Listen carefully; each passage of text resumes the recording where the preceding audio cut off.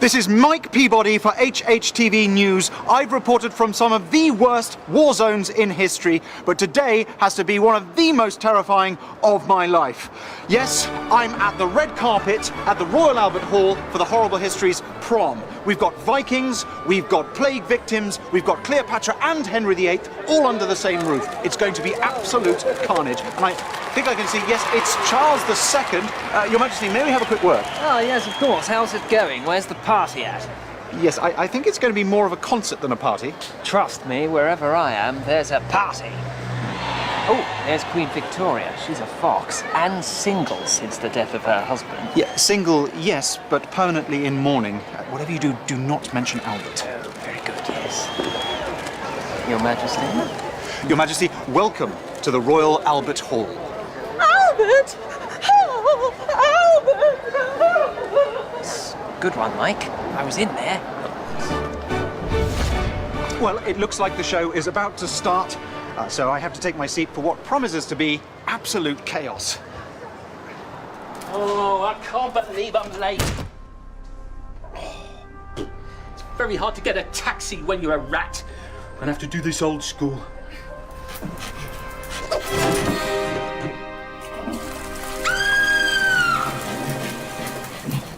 Sure, you'd think she'd never seen a rat come out of a toilet before.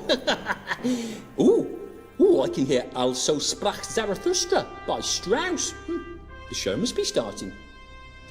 The show must be starting.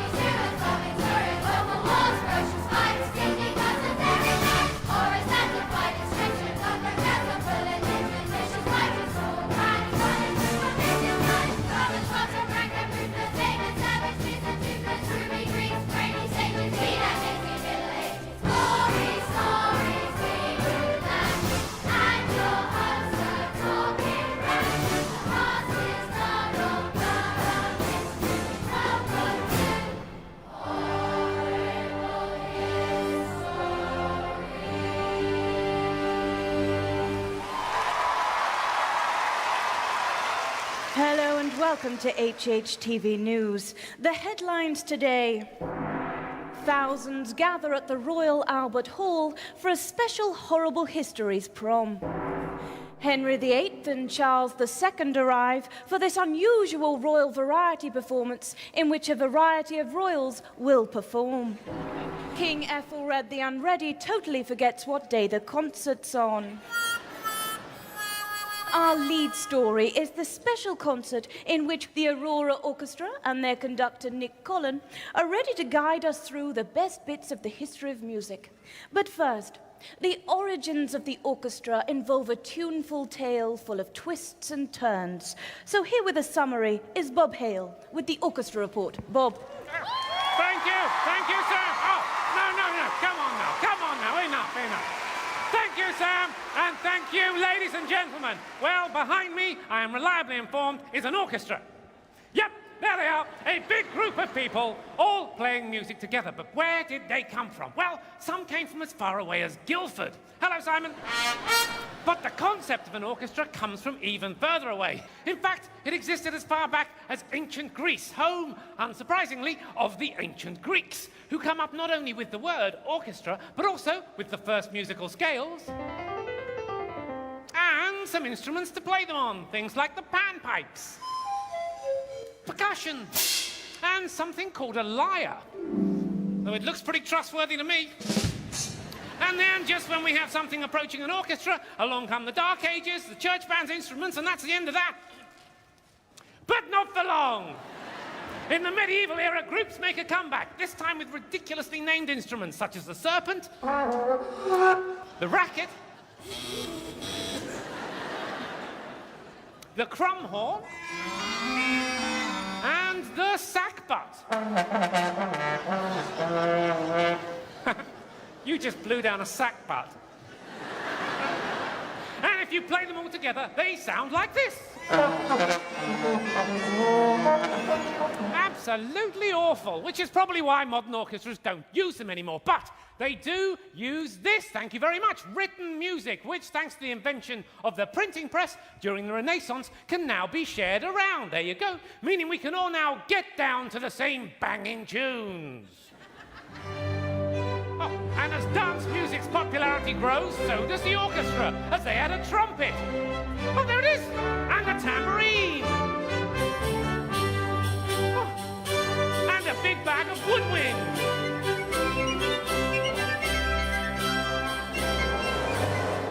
Sorry, part of that was me. Shouldn't have had the bolognese. In fact, by the time we enter the so-called Baroque period, some orchestras have as many as 30 people in, now including drums. Oh, don't do that! Then, as the Baroque period merges into the classical one, having your own personal composer becomes the in thing. All the best composers are hired by the kings and queens of Europe, meaning if you don't want to work for the royals, you're basically stuck between Baroque and a hard place. Little joke there, nice one, Bobsy. And talking of little, along comes Mozart, who starts writing music at just 2 years old, proving he's a complete genius and a horrible show-off. Then he grows up, writes 1,000 tunes, discovers the clarinet, and then dies. Killed by rival composer Salieri in a jealous rage. Or possibly not, no one really knows. But we do know that while Mozart made a big noise in the music world, it wasn't as big a noise as Beethoven, who, partly because he's deaf, makes the orchestra bigger and louder than ever before, which means as we enter the Romantic period, some orchestras have swollen to a whopping 100 pieces, which is so big and unwieldy, no offense guys, that they need someone to keep them all in time. So conductors appear, hello, and in no time at all becomes bigger and more famous than the orchestra themselves.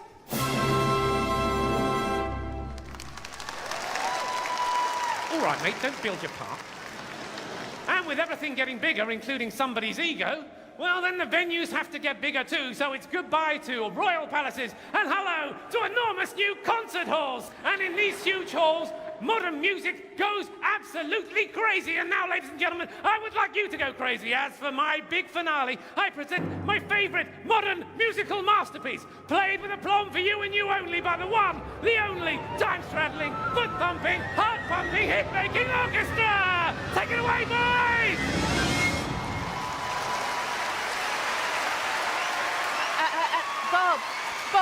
Bob. I can't hear anything. Of course you can't. This is John Cage's classic 4 minutes and 33 seconds.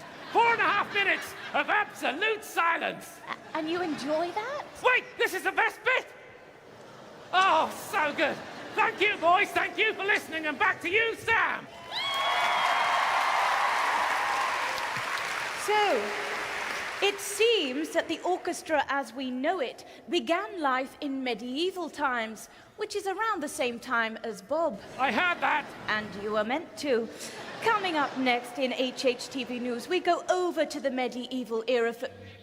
Oh no, wait, I have some breaking news. It seems I'm being told I'm not allowed to start yet because some Georgian kings want to be allowed to sing first. So I will hand you over now, live, to Kings George, and George for the story of the 4 Georges.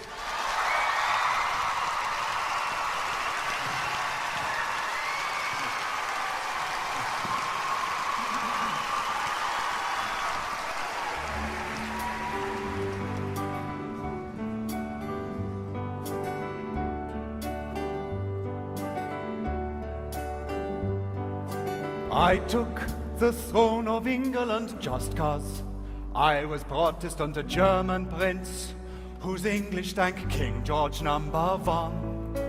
I like to argue, now that's clear, especially with my father here.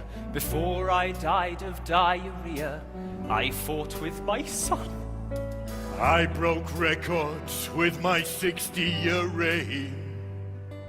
And I broke the scales with my giant frame. Born to rule over you, King George 4, 3, 1, and 2. You had to do what we told you to, just because our blood was blue.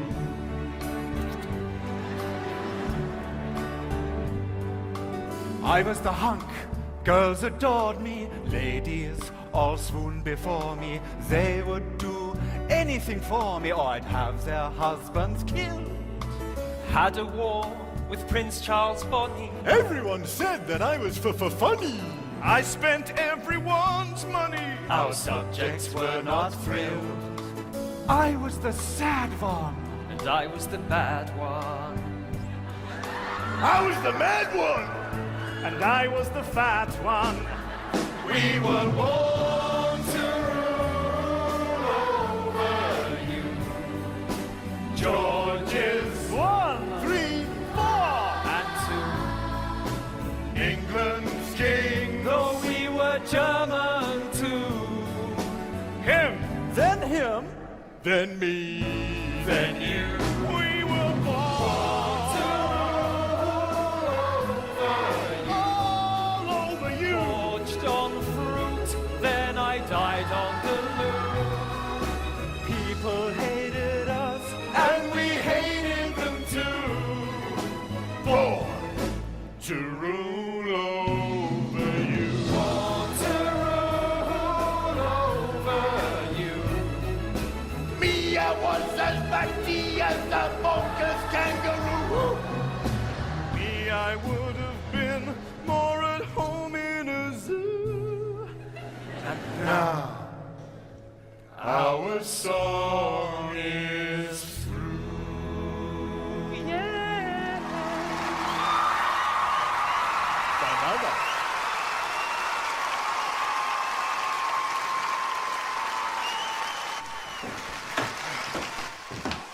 Can't believe I have to share a dressing room with my dad. Oh, must you leave your pants lying around? They're not my pants, they're yours. Look at the size of them. You're much bigger than me. That's right. I am bigger than you, and don't you forget it. That's why I have a solo and you don't. What time am I on, Pops? Oh, not for ages. First we have music to represent the Middle Ages. A Dance Macabre by Sam Song. It's all about death and features skeletons being brought to life by a fiddler. Well, this is a rare treat, us having an actual conversation rather than you just being meh. It's being played by an orchestra of lemons and chickens. And he's back.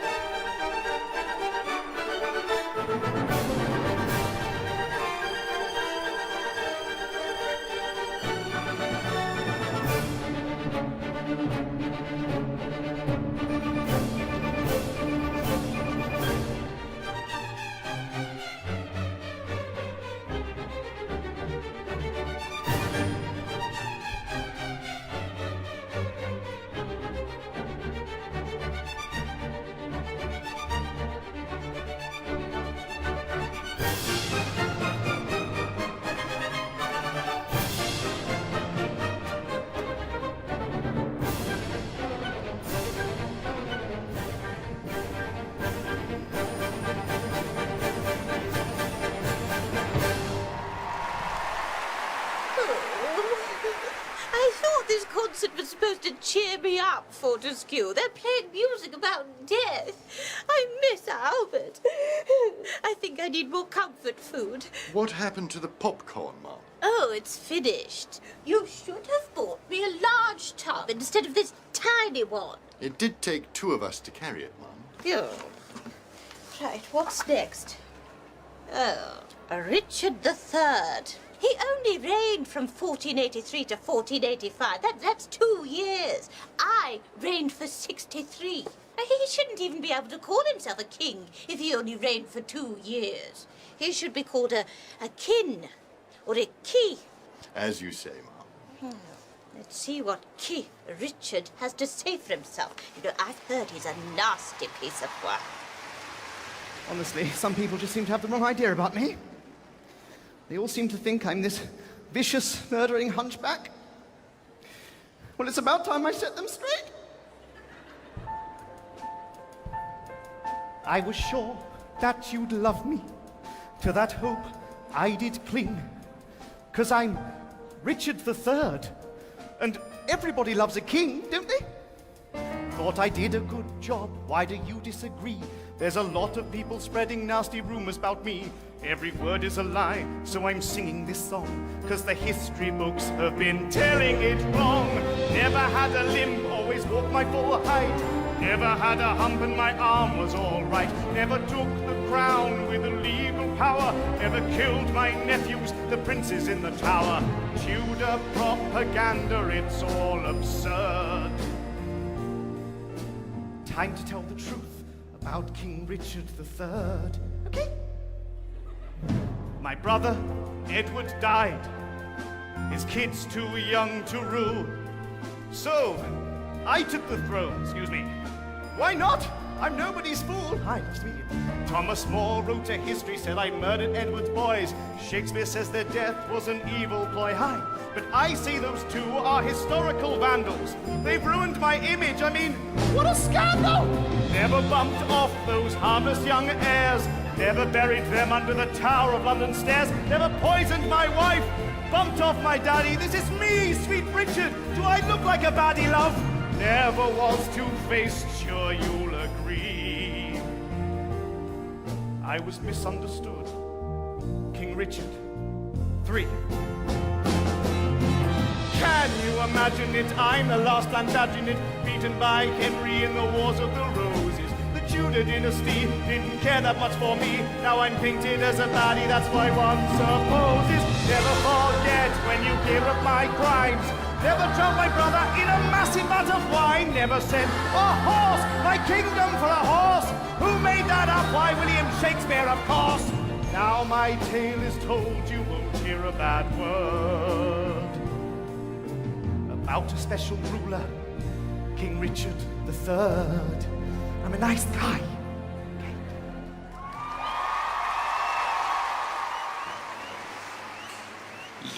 So maybe that's more like true and factually accurate, but my version of Richard III was far more entertaining. I mean, I never let facts get in the way of a good story. Still, I might hide here until he's gone. What's next? Oh, a bit from the ballet of Romeo and Juliet. Another one of mine, with some music by Prokofiev, but mainly me. I think you'll find all the best bits of this concert are moi. Oh, this is the bit where Romeo takes on Tybalt, revenging the death of his best friend. It's brilliant. Quite brilliant. Romeo and Juliet by me. And I'm missing it.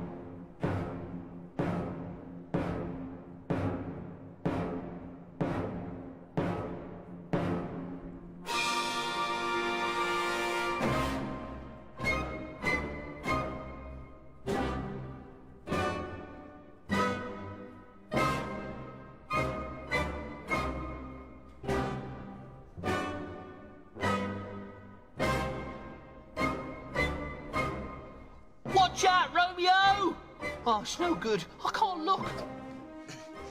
Cats may have 9 lives, but us rats only have 1. It's the wrong way round, if you ask me.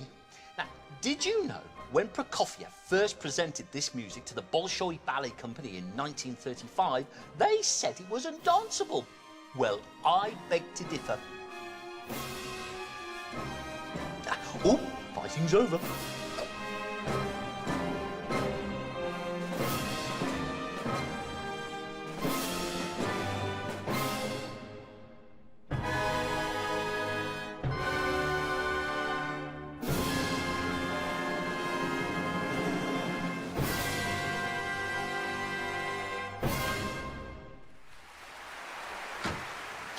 Your Majesty, may I present Mr. Neil Short, purveyor of theatrical snacks? Ah.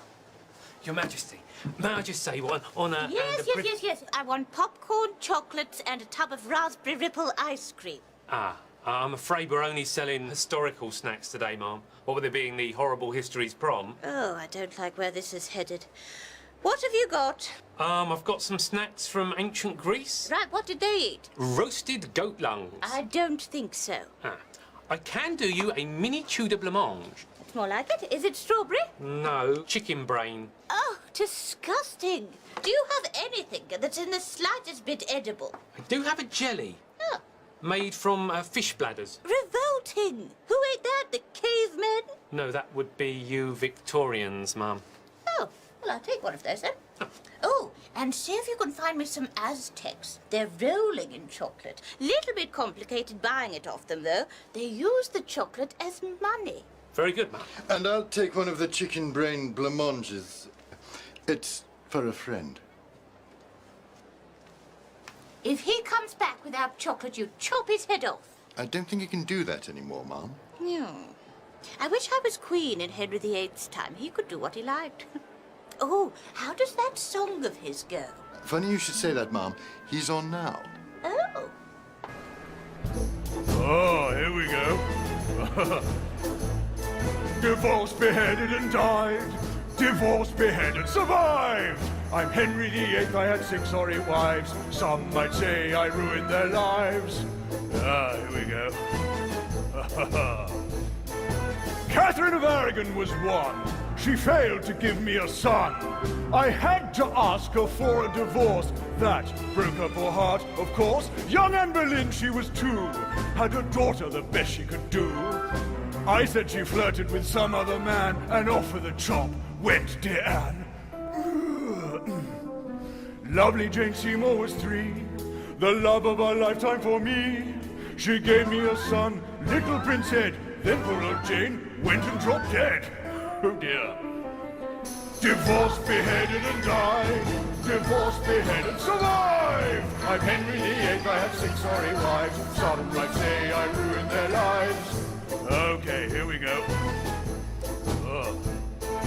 Anne of Cleves came at 4. I fell for the portrait I saw, then laid eyes on her face and cried, she's a horse! I must have another divorce. Catherine Howard was 5, a child of 19 so alive. She flirted with others, no way to behave. The axe sent young Cath to her grave. Catherine Parr, she was last. By then all my best days were past. I lay on my deathbed aged just 55. Lucky Catherine the last stayed alive. I mean, how unfair. Divorced, beheaded, and died. Divorced, beheaded, survived. I'm Henry VIII, I had 6 or 8 wives. Some would say I ruined their lives.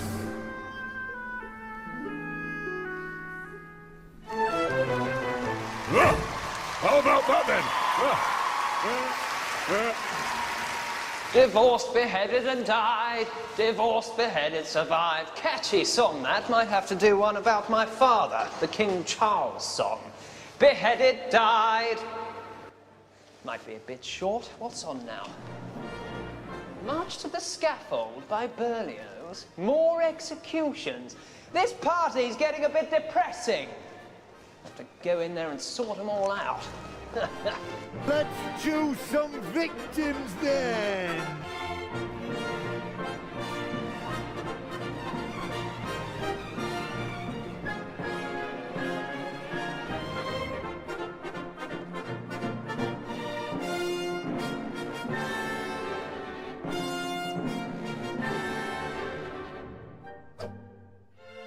I can't watch.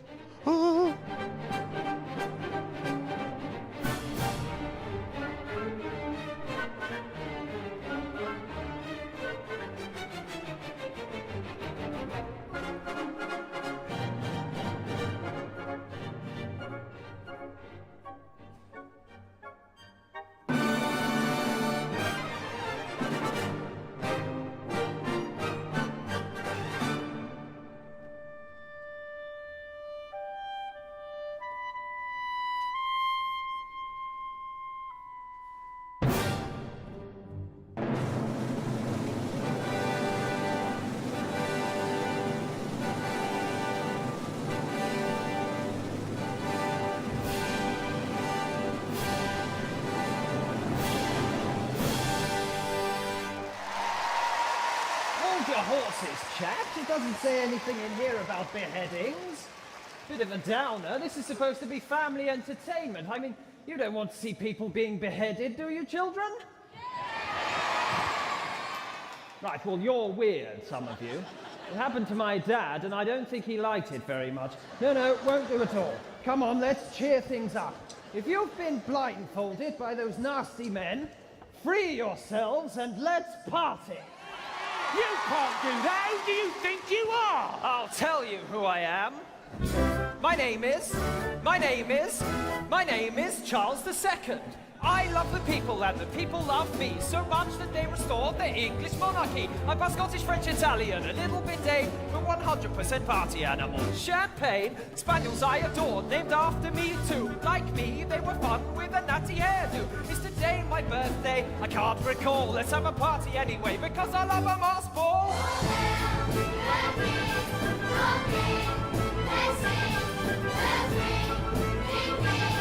I'm the king who brought back partying.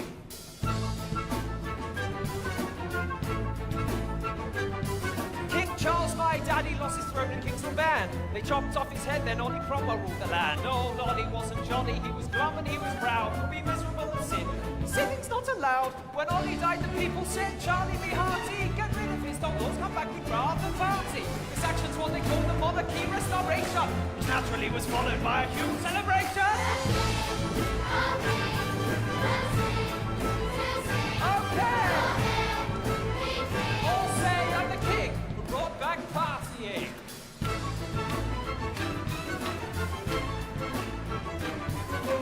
Great London fire was a whopper, and my reign London city came a cropper. So this king did what was right and proper, for the fire proved I'm more than a popper. I'm a fire stopper. Married Catherine Brackentar, she was a love so true, there would never be another. Well, maybe one or two. Lucy Walton, Nell Gwynn, Moll Davis, Barbara Villiers. You think that's bad, but her name's not as silly as...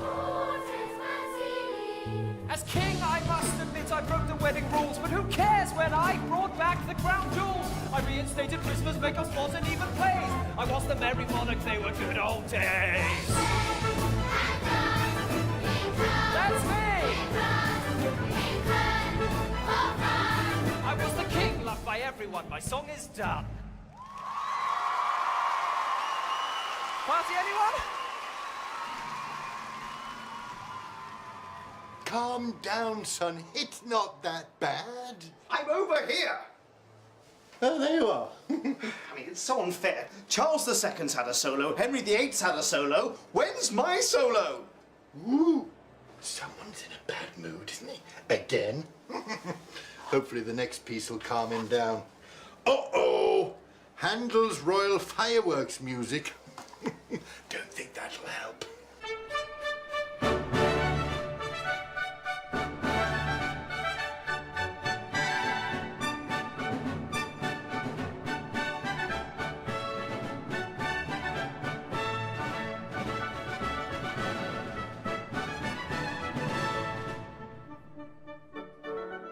This music for the royal fireworks was written by Handel for King George II. And when it was first performed, they had a massive fireworks display on a huge wooden stage which caught fire. And just in case that happens here, I've brought a marshmallow along to toast. Oh, it's dropped off somewhere. Oh, gonna have to slip off for an early interval. Check the bins for another one. Excuse I.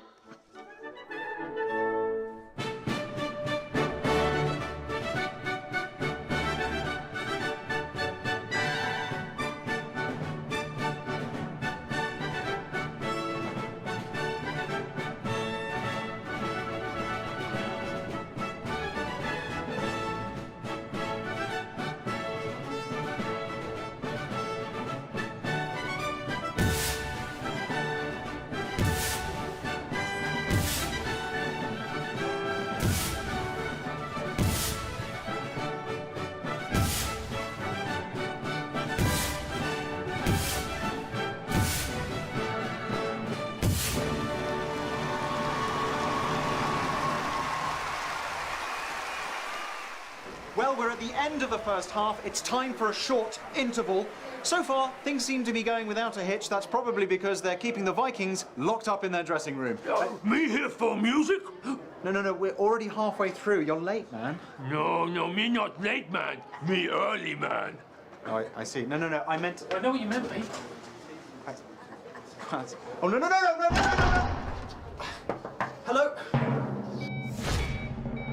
Hi, I'm a shouty man, and I'm here to tell you about the fantastic Royal Albert Hall, the Victorian concert hall sensation. The amazing Royal Albert Hall is made from all natural ingredients, including woe, heartbreak, and tears, as it was built by a grieving Queen Victoria in memory of her dead husband. That's him. He's dead. There, Your Majesty. And that's not all. As well as being a national memorial, the Royal Albert Hall was perfectly designed for all your concert festival and concert needs, right? Wrong! Unfortunately, the giant dome ceiling gave the whole place a terrible echo. Echo! What he said. So they had to fit a load of giant mushroom-shaped thingies to the ceiling to absorb the sound. No, really. Look. And what's more, the Victorians would squeeze a whopping 9,000 people in here, though any more than 6,000 is massively unsafe. So, when Victorian Robert Newman established his promenade concerts in 1895, where else would he hold them but just down the road at the Queen's Hall? You go straight up Regent Street and it's on your right. But the Queen's Hall was destroyed by a bomb in World War II. So now the proms are held here, at the fantastic Royal Albert Hall. So come to the Royal Albert Hall, your first choice for orchestral entertainment. Or your second choice if the other place gets bombed. Come on, get out of the way. This is the royal toilet, and I am the king. I'm king too. And I'm a king. I'm a cupcake. Of course you are, mate. Henry VIII's in there with his personal bottom wiper. Calls him his groom of the stool. Popular job in his day, apparently. Not my sort of party, but each to their own. Oh, but I'm busting. Out of your breeches. You should eat less. Look, does anyone mind if I go to the front, please? You wait your turn, young man. Story of my life. Oh, get on with it! They're starting again!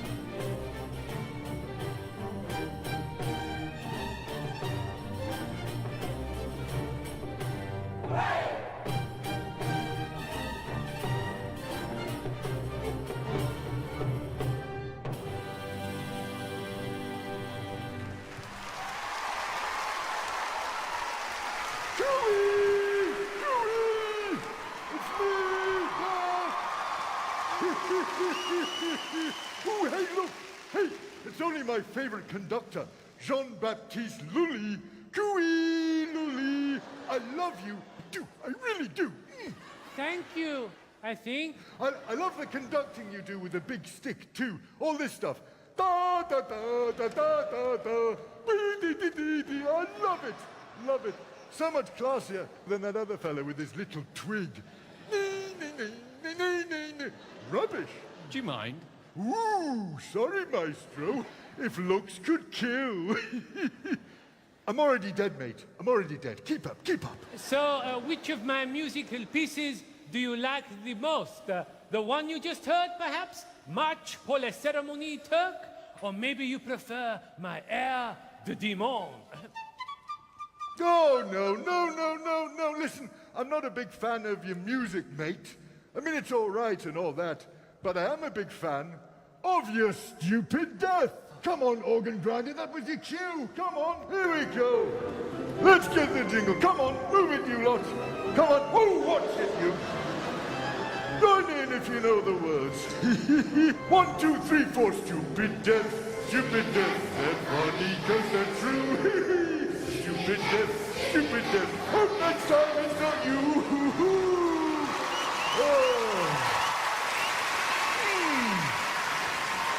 Oh, right. Come on then, Monsieur Lully, fire away. What's your story?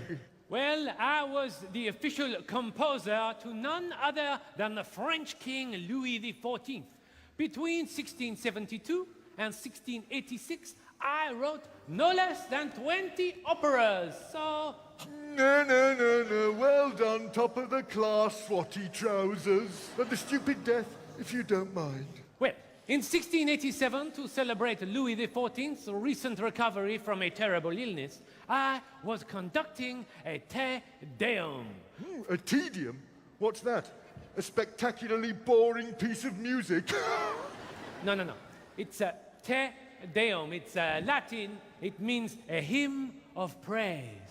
Yeah, I know. I was being amusing. Oh, sorry, you're French. You wouldn't understand. I was beating time for the orchestra using my big staff, which I bang against the floor. You might have noticed me doing it on the way in with the... Oh, yes, maestro. You see, they hadn't invented tiddly little batons like yours in Lully's day, so they had to conduct using a proper big stick. See? Much better. Watch him. You'll learn something from him. Carry on. So, yes, I was beating time for the music like so. Boom, boom, boom. You get the idea. Yeah. When I was a little bit careless and I missed the floor and struck instead my own toe. Ah, not again! That sounds almost as painful as it is funny. Yes, well, the wound became infected, creating an abscess. I like where this is going. And the abscess then developed gangrene. Yes? And, I died.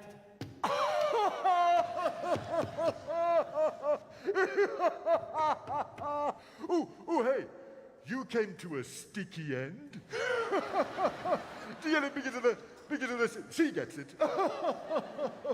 Hey, maestro, don't let him near one of your little batons. He'll probably have his eye out. Priceless. Oh, come on then, Lully. Let's get you backstage. I want to take a look at this gangrenous toe. Exit music, please. Stupid death, they're funny 'cause they're true. Stupid death, hope next time it's not you.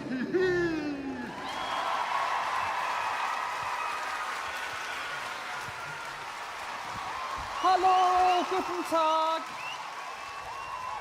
Guten Tag, I'm Wolfgang Amadeus Mozart, the greatest composer that has ever lived. I played to your King George III of England when I was just 8 years old. Can you imagine how cute? Hello. Excuse me, I'm talking, please. Now, where was I? I'm Wolfgang Amadeus Mozart, the greatest composer that has ever lived. At the age of 11, I composed the opera Bastien at Bastien. Yes, what do you want? Excuse me, what time does the concert start? The concert's already started. We're over halfway through. What? I said it's already started. What? We're over halfway through! Why are you whispering? Right. You stay there. Excuse me, may I borrow this? Thank you so much. It's already started! Now, where was I? I'm Wolfgang Amadeus Mozart, the greatest composer that has ever lived. It has already started? Yes! Okay, you need to relax. You need to chill off, buddy, huh? Okay. Ooh, my name is Ludwig van Beethoven. I am the greatest composer that ever lived. Well, this is awkward. I'm Mozart. I was greater than you. I don't think so, Wolfie. My third symphony revolutionized music. My ninth symphony was the first to involve singers and orchestra. And you might recognize my most famous piece of music, my fifth symphony. It goes something like this. Fa, fa, fa, fa. You recognize that? So you stick that in your schnitzel. Oh, yeah? Well, I composed over 600 pieces of music. Operas, duets, trios, quartets, quintets, concertos and symphonies, and all before I was 36. So you beat that, girlfriend. I composed half my music when I was deaf. Shall we call it a draw? Okie dokie. Come on, let's find you a hairbrush. I was so the greatest. What? Nothing. It was me. It was me. It's true. Brilliant Beethoven got deafer as he got older. In fact, after the first performance of his Ninth Symphony, Beethoven didn't know the audience was applauding until someone turned him round to face them. I thought I was going deaf once, down in the sewer. It turned out I just had poo in my ears. Marvellous Mozart was pretty brilliant too, and this piece is one of his most famous. It's the overture to the opera Marriage of Figaro.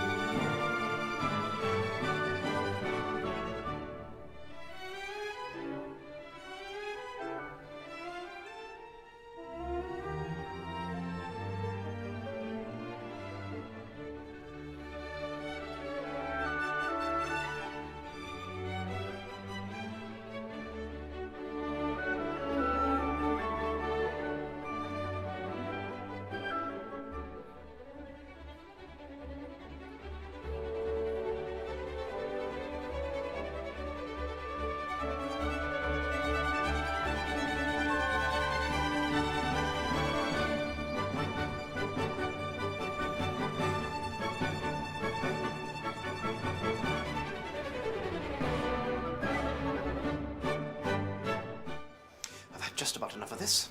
I've waited for all the other kings to sing. I've waited for the toilet, and I don't care whether it's my turn or not. I am going on. Oh, look, you're up next. I don't care what you say. You can't hold me back any longer. I'm going on now. That's what I said, isn't it? They say I'm mad. Wait for me.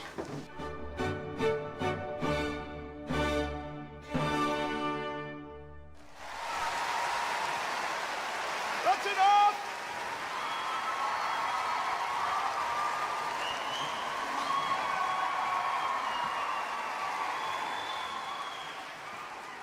It's time for my solo.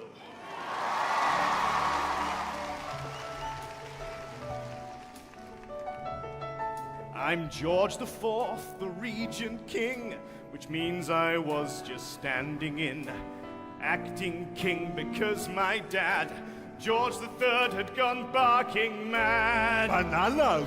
Great palaces I did design, Buckingham was one of mine. Art and fashion, I so rated. And wives? That's more complicated. Actresses and duchesses, the great loves of my life. Enough more girls than I ate pies, but I couldn't stand my wife. He couldn't stand his wife. Just go away! I only married Queen Caroline when my debts began to climb. 'Cause if I agreed to tie the knot, I said I'd pay off the lot. Didn't I? Yes, I did. Yes. But the wedding caused all sorts of strife, 'cause I already had a wife. A divorced Catholic.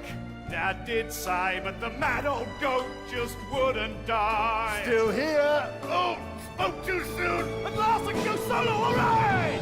As true king, my reign began, though I was now older than your nan. And as the ruler of our nation, I banned my wife from my coronation. And knowing now that I I did hate her. She promptly died just 3 weeks later. But all those pies that I got through meant 10 years later I died too. Hello, have we met? I'm a kangaroo. Oh no!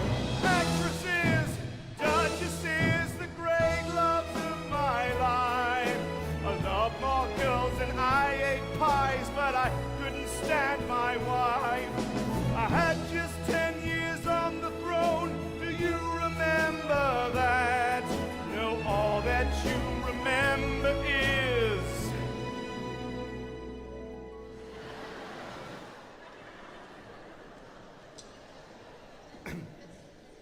I was really fat. He was really fat. So embarrassing. No wonder George IV's so miserable. Born too late for me to write a play about him. Let's see what's next. Oh, another one of mine. Mendelssohn's Wedding March. Wrote it as music for my play, A Midsummer Night's Dream. It's basically mine. Sort of his, but mainly mine. Yeah, they've used it for weddings ever since. I mean, who doesn't like to hear the Wedding March, eh? Oh, Albert! Huh? Philistine. Shh.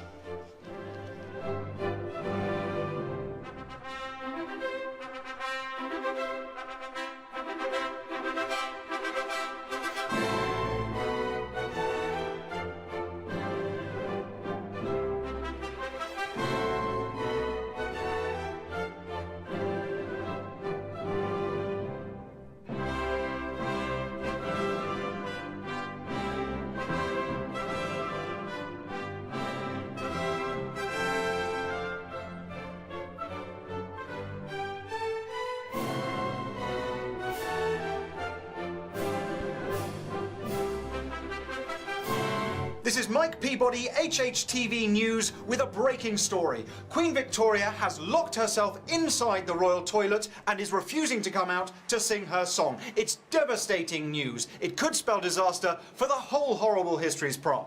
No, it's fine, my man. They've just asked another queen to do it. Cheers. Well, you heard it here first. Everything's fine. There is no story. Another Mike Peabody exclusive.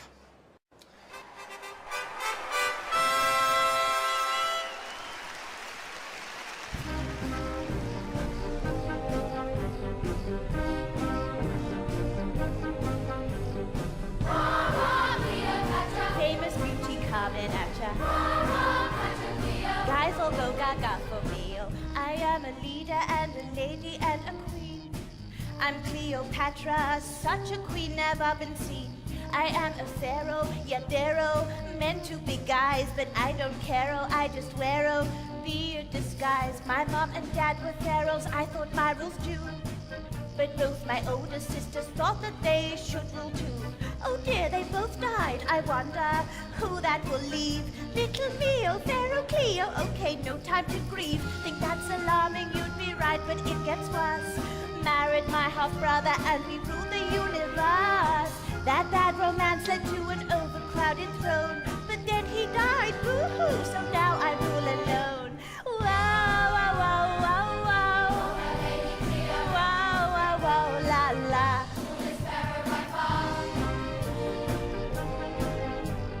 Fashion topped my list of vices, bathed in asses, milk and spices. Then I dressed like goddess Isis, long black hair and ringlets, nicest vipers, 2 for men in ties, finest linen robes, top prices.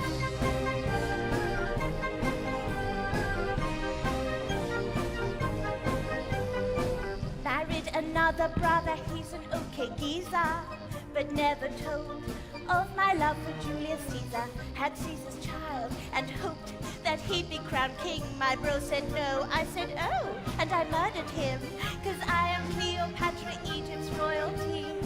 The ruling pharaoh, don't you dare mess with me.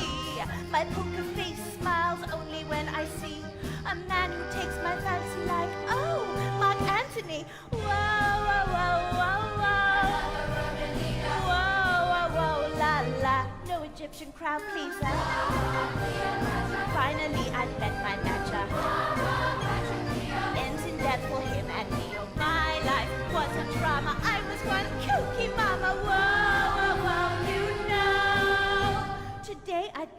favorite of the paparazzo. No pictures, no pictures. Good song. Not as good as my play about Cleopatra, Antony and Cleopatra, but good song, catchy. Oh, that's the last of my bits.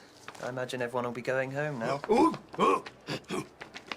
My, what command of language you have. You should write. Oh, I see. Your lot are up next. I see what they've done there, yes, because Stone Age man was around at the same time as the ancient Egyptians. They were a bit more advanced than you, though, weren't they? I mean, they were building vast pyramids and palaces when you were working on Stonehenge. I mean, what are you, anyway? Neolithic or Paleolithic? I was getting confused with... Talk too much.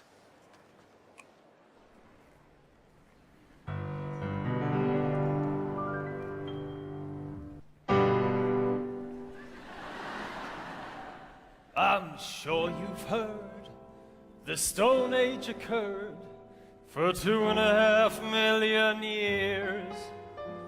But there's more of Stone Age to engage than maybe at first appears. It Dinosaurs, Neanderthals, let's make this clearer. Didn't live together, came from different eras. That's not all I can tell you, so much more to be known about the many phases of the ages of stone. Shooby-dooby-doo-wop, it's all the rage. To skiddly-bop-doo-wah, brush up on your Stone Age, oh yeah, alright. It's fine to define an era Paleolithic, but you're gonna have to be a little more specific. Do you mean lower, when ancient beings first used tools? Or middle Paleolithic, when Neanderthal rules? That's when Homo sapiens starts to emerge. But just in Africa, it's long before the global surge. Not till upper Paleolithic, 40,000 years ago, did Neanderthal and Homo sapien say hello. Neanderthal and Homo sapien are living in a caveman harmony. Language was invented, cave painting art. Then Paleolithic ended, which meant the start of phase 2. Be-doo-be-doo-wop and turn a new page. Skiddly-bop-doo-wah, mug up on your Stone Age. Oh yeah, alright. This is where it starts to get all scientific. Paleolithic's followed by the era Mesolithic. Then Neanderthals are wiped out by the Ice Age horrific. After which the Neolithic age was terrific. Man learned to farm, build homes so they could settle. Then some other folks turned up and they discovered metal. Beaker men from Europe have found bronze and outgrown simple and traditional ways of stone. Bronze Age was invented, by now man was flying. Cause hot on its heels came the age of iron. Celts, Druids, religion and Rome. By now a distant memory, those ages of stone. Shooby-dooby-doo-wop, since that metallic stage. Skiddly-bop-doo-wah, there was no more Stone Age. Shooby-dooby-doo-wop, now you know what is known about the many phases of the ages of stone. Yeah! All right!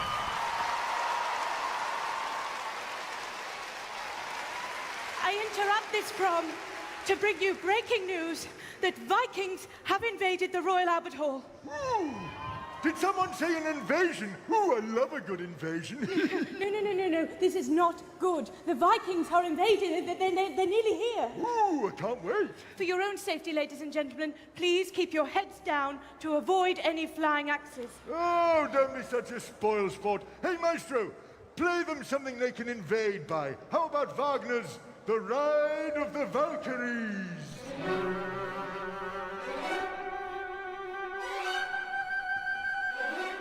I love Vikings, I do. We've got a lot in common. Furry face, eat anything, always wash once a week, although I wash in the sewer. But I'm not such a big fan of their axes and swords. Oh, here they come! Gangway! Do enjoy the rest of the prom.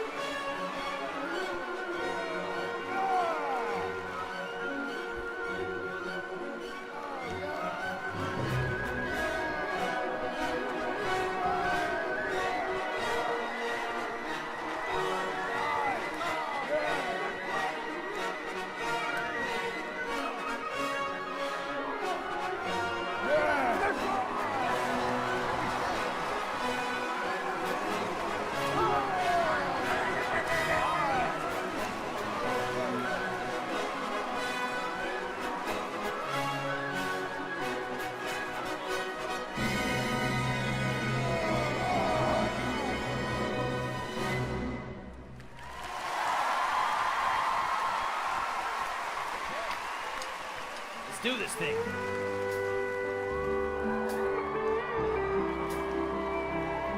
It was the summer of 793 when we sailed across the great North Sea. Comets crossed the skies that night. You must have known something wasn't right. You arrived upon your English shore and you offered friendship, but we wanted more. Yes, so much more. We're tearing up this place tonight. Literally. We're gonna set this sleepy town alight. Literally. But we'll kill and steal and burn and drink, 'cause us Vikings don't care what you think. Whoa, whoa, whoa. Oh, let me in now, won't you please? We're here to raid your monastery. We're primed and ready to attack. And we love how monks just don't fight back. You'll die or become a slave to me. So our slaves often get chucked in the sea. Yeah. If the boat's heavy, Yeah, yeah. You're gonna lose your head, my friend. We're gonna get ya in the end. And I'll drink the toast from your skull, 'cause we're Vikings, and that's how we roll. Play that axe, Ragnar.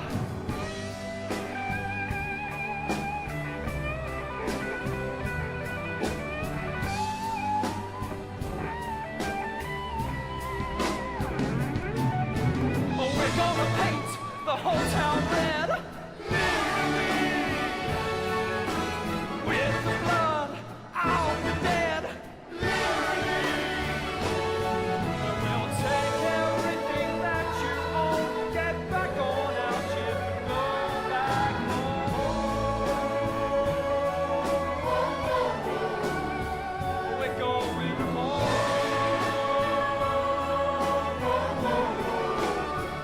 We're going